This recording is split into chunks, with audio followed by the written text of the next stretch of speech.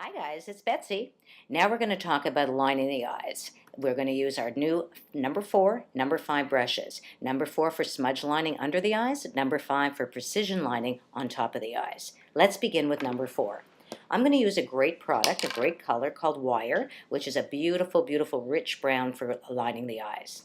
We're going to start off by tapping some product onto our brush, and remember, very important to tap, tap, tap, and get off the excess because we're going to be working close to the eye line and we do not want to have any product diffused falling under the eyes. So here we go. We're going to start at the outside part of the eye and we're going to just sort of small dots so that we have control over the product, control over our brush. Small dots that take us halfway to the, let's say midway to the under eye. And then we're going to smoothly connect those dots in a nice uniform sweeping motion, lightly fading to the inside part of the eye.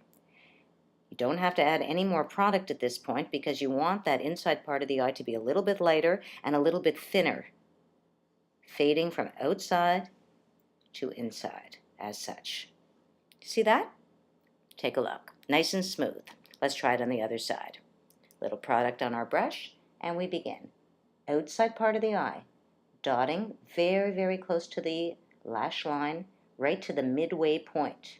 All right, let's stop there.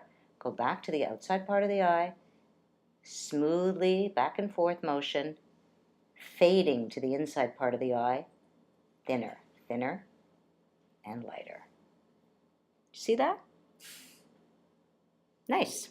Okay, now another excellent aspect of this brush is for making a sort of interesting little, adding a little bit of contrast to the outside part of the eye in somewhat of a V shape. So let me show you how you do that. Once again, we start at the outside part of the eye.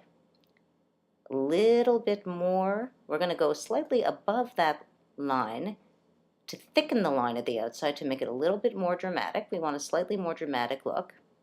And then on the mobile eyelid, we make sort of a V shape. Do you see that? And then we smudge it in. Sort of gives it a nice contrast to the base color, adds a little bit more drama. Few strokes like that. And look at that. That looks amazing. Can you see? All right, let's try it on the other side. So once again, we're going to thicken the outside part of that line, starting right here at the midpoint, work slightly above it, make it a touch thicker, and then don't be afraid to gently grab hold of that eye so that you have a little bit more room to work with. Make that little V shape right there, mobile part of the eye, and smoothly add a little contrast by fading in very neatly. Now I'm not using a lot of product because I don't want it to be too dark, but once again you can darken it, especially for a more nighttime look. What do we think of that? Do you see that? Oh, nice. Et voila, what do you think? Beautiful. All right, that's our number 4 brush. Let's move to our precision brush, our number 5. Okay, and once again, same concept. We dab in. We place a little product, get off that excess, tap off that excess, and we start at the midway point of the upper eye. Slowly add those little dots, and then we're going to connect those dots at the end.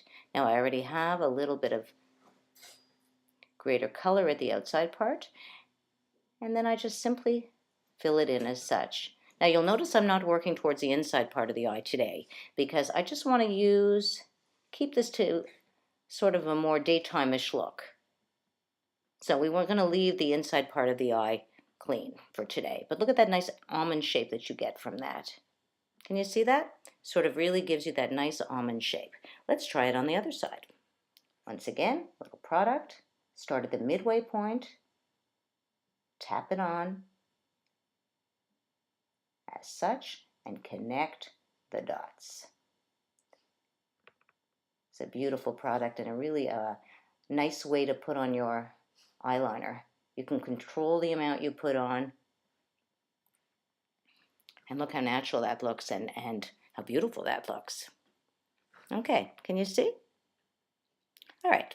Another wonderful thing you can do with this brush is eyebrows. Fill in those eyebrows and sort of create a glamorous look by having a little bit more, je ne sais quoi added to your eyebrows. Because God knows, you know what happens at a certain point in time? The eyebrows become very sparse. So this is a very natural way to add a little bit of shape and color and dimension to your face. Eyebrows frame your face. Very important. So let's just start very lightly, working with the line of the eyebrow up to the arc, halfway, and then descend slowly, following that natural shape, natural fashion. Do you see that? Now I have a few sparse little openings, little spaces. I want to fill them in lightly with the same product. By the way, I'm using my wire, so there again, I get to use wire to line and to accentuate my eyebrows. So these products really do double duty often. Let's try it on the other side. Very lightly. Go lightly first. See how the color works for you. And then if you want to apply more, by all means. So same idea. Working at the brow line, right to the midway point, and then descending slowly, following the natural shape of the eye.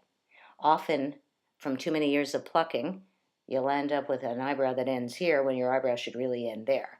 That's the beauty of this. Just descend slowly and really give yourself a nice arch. Fill in those little spaces. I tend to be a little bit sparser on this side, so I work a little bit more color and product. And look at that. Now I want to shape them a little bit, so I'm going to use this little spoolie guy. Cute, spoolie. And I'm just going to, sort of like what you used to get in your mascara, like your mascara wand. And look how excellent this is for shaping the eyebrow. It's like combing your eyebrow into shape and placing it. Do you see that? Oh, that works beautifully.